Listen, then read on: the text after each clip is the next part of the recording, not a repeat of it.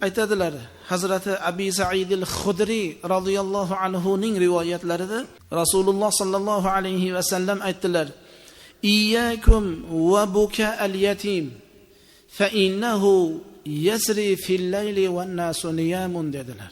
Yetim bolani yig'isidan ehtiyot bo'linglar. Yetim bolani yig'latib qo'ymanglar. Chunki u yetim bola kechasi odamlar uxlayotgan vaqtida sayr qiladi. U odamlar uxlayotgan vaqtida kechasi u bedor bo'ladi.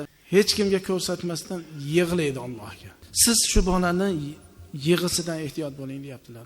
Chunki haligi bolani har qanday odam, musulmon odam bir otadan, onadan yetim bo'lib qolgan bolani ko'nglini olib, uni xursand qilib, otadan ko'rmagan mehrni, onadan ko'rmagan mehrni tashqaridan kimdir agar shunaqa bir yordam qilib qo'yadigan bo'lsa, demak uning duosi ijobat bo'ladi, bandani maqsadi hosil bo'ladi. Shu yetimga yordam qilayotgan insonning hayoti ham obod, oxirati ham obod bo'lishlikka sabab bo'lar ekan.